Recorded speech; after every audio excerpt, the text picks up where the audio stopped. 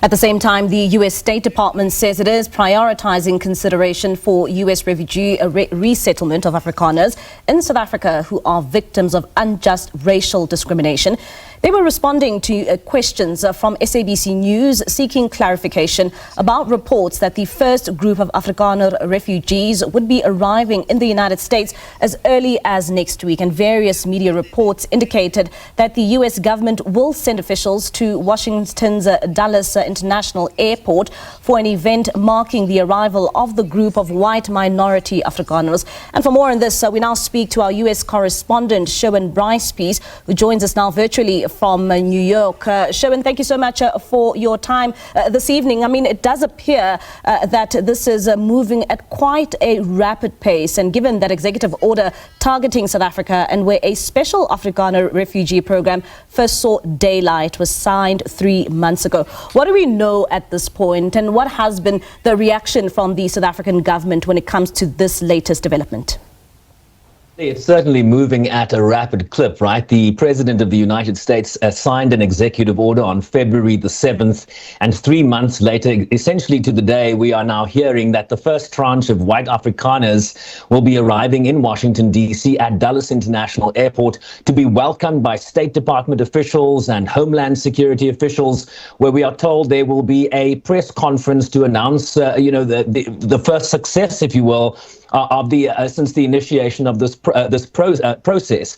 But understand, if we build on what Nick Harper has just been saying, the refugee admissions program in the United States has been suspended since January 20th. One of the first executive orders that Donald Trump signed here, even before the one titled the egregious actions against the Republic of South Africa, in terms of the egregious actions by the Republic of South Africa, which essentially mooted this refugee program for the first time. So they've moved here at a very, very rapid clip. We'll get the first tranche as early as Monday, early next week.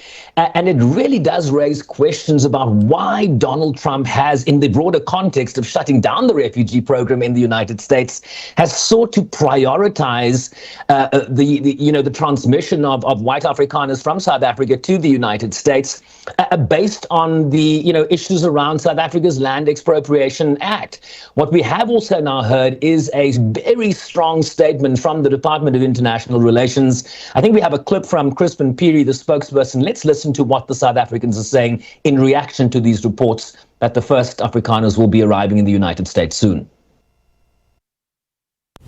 The Ministry of International Relations and Cooperation confirms that Deputy Minister Alvin Boertes held a discussion with the United States Deputy Secretary of State Christopher Lando on the 9th of May 2025. The discussion follows engagements via the diplomatic channel where South Africa expressed concerns with the information conveyed that the United States has commenced with processing alleged refugees from South Africa and will begin resettling these citizens of South Africa in the United States.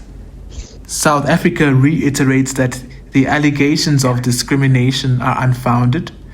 The South African Police Service's statistics on farm-related crimes do not support allegations of violent crime targeted at farmers generally, while South Africa challenges the United States' assessment of alleged refugee status.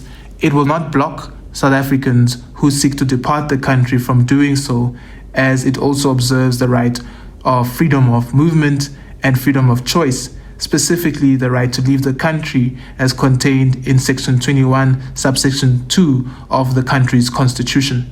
Nonetheless, the Department of International Relations has sought clarity on the following matters: the status of the persons who will be seeking to depart the country, whether as asylum seekers or refugees or ordinary citizens.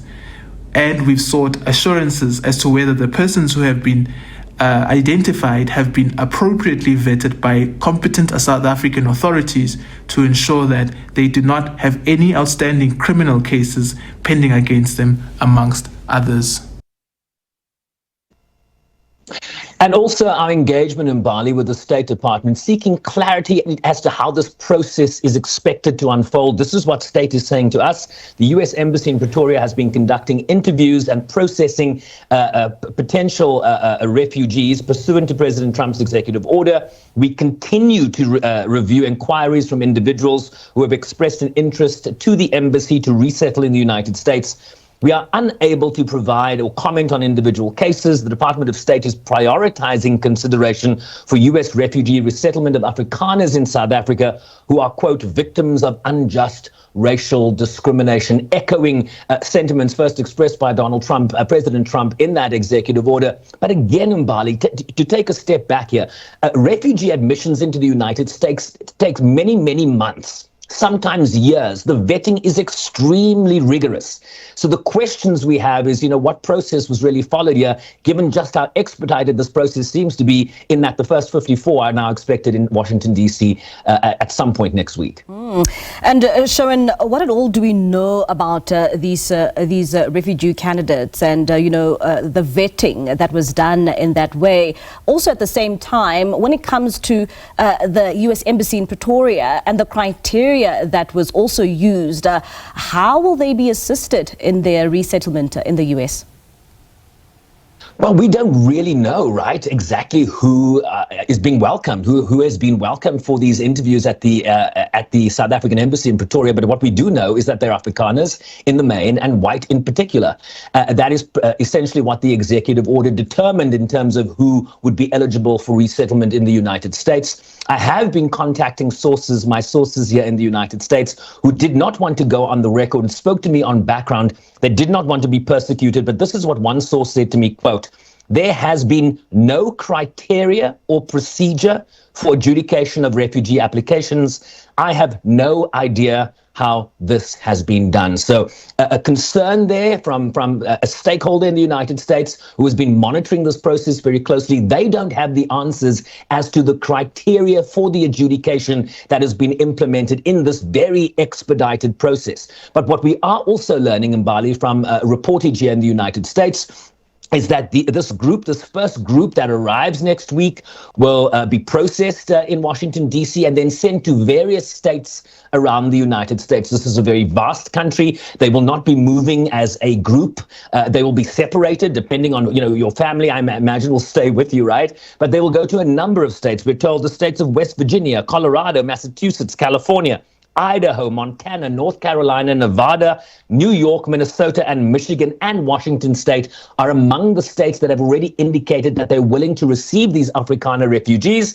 But this is a process that will be unfolding. The New York Times also tells us from a memo that they saw from the Department of Health and Human Services that they will be helping South Africans with housing, basic home furnishings, essential household items, groceries, weather-appropriate clothing, right? It gets very cold in the United States, more so than it does even in the coldest parts of South Africa, diapers, formula, hygiene products, and prepaid phones. So this is a process that will take some time, one imagines, but certainly it seems to be moving very, very fast as it pertains to the white Afrikaners from South Africa.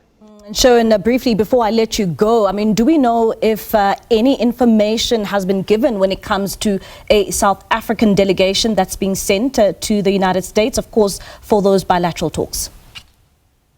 We have not had any confirmation as to direct negotiations between the South African team and the United States, but we have received some positive indications, right? You'll remember that DG of the Department of International Relations, Zane Dangle, was in the United States recently. He held talks in terms of his role as the G20 envoy with his counterparts in the United States. We also then understand, based on what President Ramaphosa said alongside Volodymyr Zelensky during that visit to Pretoria recently, that he had engaged with President Trump. And just to reflect the tweet that the president issued at that time, he said, President Trump and I agreed to meet soon to address the war in Ukraine and various matters regarding relations between South Africa and the United States. We both spoke about the need to foster good relations between the two countries. Then you get this a call between the Deputy Minister Botha and his counterpart in the United States, a very hard-hitting statement from South Africa, essentially again rejecting the premise that the United States has based this expedited refugee program on. So there are still tensions here. It is a bilateral relationship, a strategic relationship that has not yet found its footing in the aftermath of the executive order, but certainly contacts have been happening at the highest level. We now need to hear from Durko and from the presidency as to when, President Ramaphosa, as he has stated, will meet with Donald Trump to really ventilate these issues and the differences that exist between Washington and Pretoria at this time. All right, Sherwin, thank you so much for that update. That's our U.S. correspondent there, Sherwin Bryce-Pease, just giving us the latest update when it comes to the first group of South Africans that are expected to land in the U.S. next week.